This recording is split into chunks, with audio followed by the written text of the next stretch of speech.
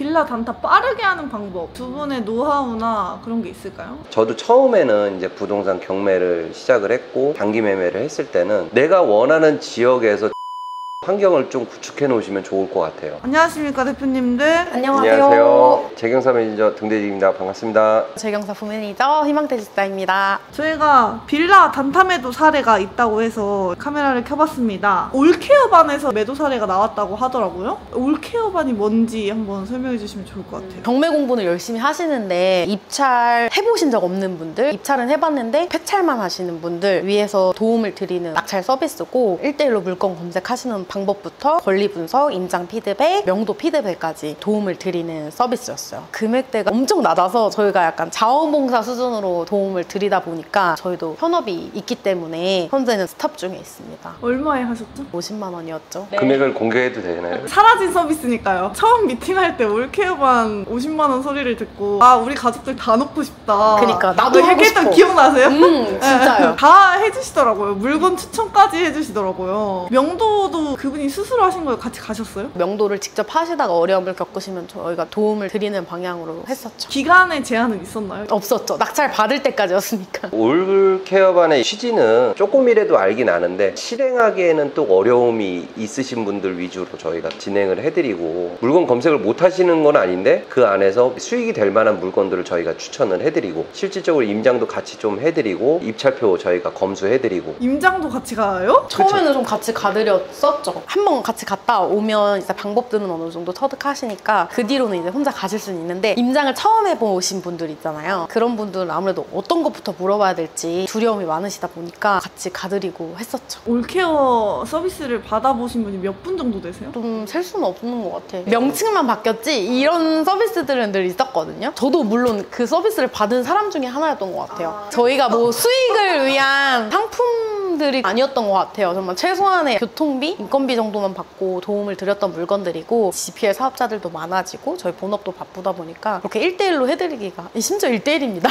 1대1이 아니지. 강사가 한 셋 있었잖아. 3대1. 그 3대1. 저희가 3입니다. 1이 아니라.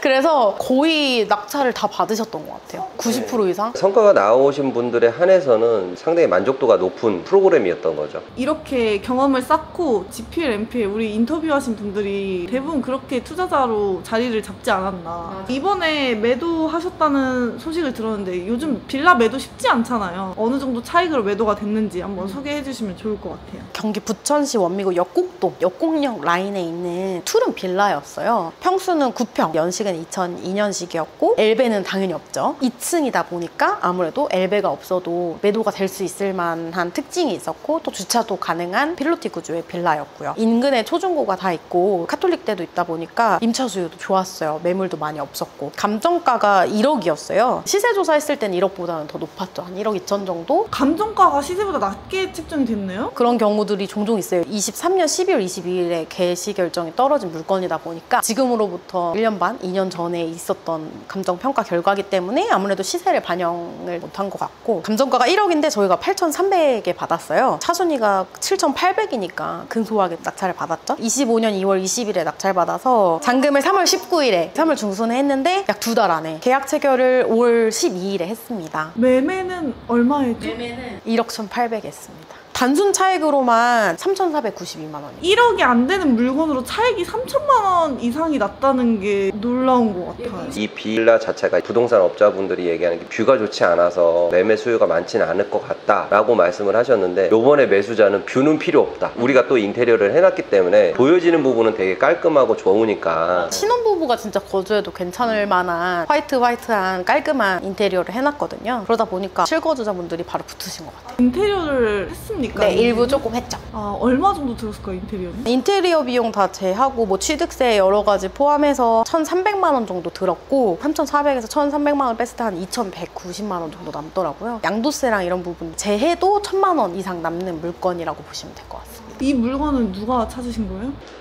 이 물건이 전 아직도 기억에 나는 게 태자랑 입찰 전날 임장을 갔었어요. 급하게. 입찰하시는 분은 안 가시고요? 네. 진짜 씹어졌구나. 봤을 때는 괜찮은 것 같은데 투자자가 또 임장까지 가고 그럴 시간이 안 되니까 태자야 그냥 우리가 가자 해갖고 저녁에 가셨을 때 어떠셨어요? 저녁 늦은 시간이었기 때문에 괜찮은 것 같다라고 생각이 들었고 우선 이 물건에 집중했던 거는 가격과 위치였어요. 가장 큰 메리트였고 1억대의 빌라가 투룸이니까 매수자 입장에서도 크게 부담 안 되는 금액이니까 그거에 대한 두 가지 장점을 보고 입찰을 하게 된 거죠. 조망이 잘 안 떨어져도 여기서 가깝고 주차도 되고 하다 보니까 매도가 잘 된 것 같아요. 운도 좋았고요. 아무리 내가 분석이 정확하고 시세 조사가 정확해도 매수가 된다라는 거는 타이밍이 또 맞아야 되고 운이 따라야 된다라는 거죠. 이 영상을 보시는 분들이 그냥 운이 좋아서 매매가 됐겠지라고 생각하실 수도 있어요. 근데 그 얘기가 틀린 것도 아니에요. 제가 말씀드리고 싶은 것 중에 하나는 저는 신축 빌라보단 또 구축 빌라를 또 선호하는 편이거든요. 신축 빌라는 시세가 더 명확하긴 해요. 구축은 더 명확하지 않다 보니까 내가 낙찰받을 확률도 높고 수익을 시세대로 더 볼 수도 있고 이 케이스가 그렇잖아요. 시세는 우리가 1억 1천으로 봤는데 1억 2천에 내놓고 1억 1,800에 계약을 쓴 거니까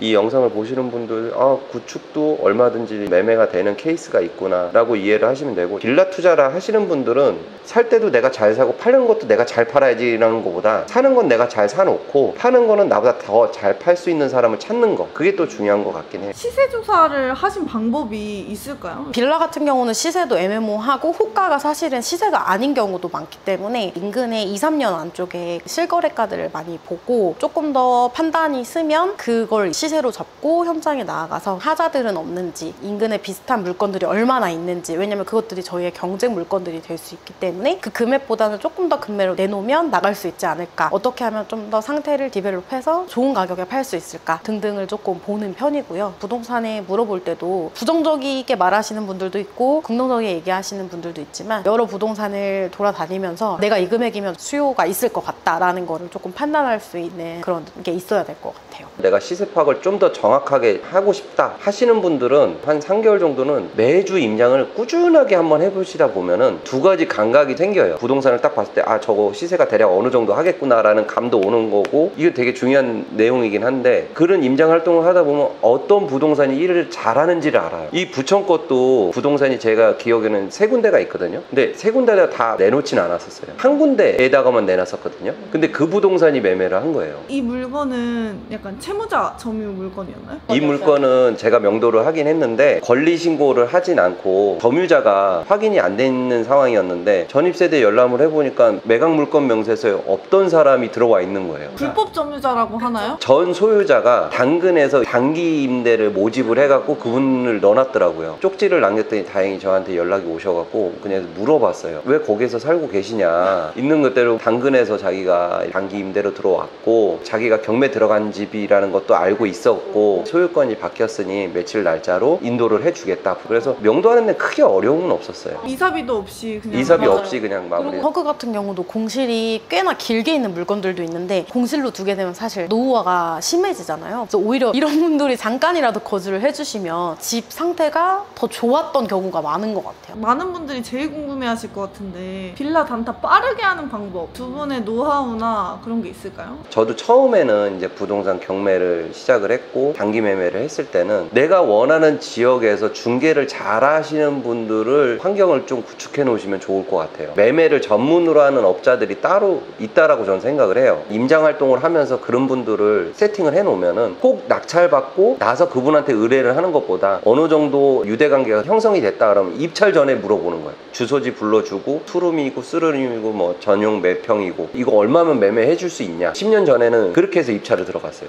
좋습니다. 저희 등대지기님과 재경사 커뮤니티 내에서 많은 분들이 수익을 내고 있는데 이 수익 사례를 또 볼 수 있는 곳이 있다고 들었습니다. 네이버에 재경사라고 치시면은 재테크로 경매하는 사람들의 네이버 카페가 있습니다. 주소는 더보기란에 있습니다. 고정 댓글과 더보기란 확인을 해주시고 또 재경사 카페 안에서 오픈 채팅방도 있다고 해서 오픈 채팅방 비밀번호가 걸려있기 때문에 공지사항을 확인하셔서 오픈 채팅방에 들어오시면 카페에서 못다한 이야기들이 매일매일 채팅방에서 이뤄지니까요. 관심 있으신 분들은 오챗방도 들어오시면 되겠습니다. 왜 저희에겐 알려주지 않으셨죠? 저도 들어오세요. 팔로미. 들어가고 싶거든요. 오늘 두 분 고생 많으셨습니다. 고생하셨습니다. 네, 수고하셨습니다.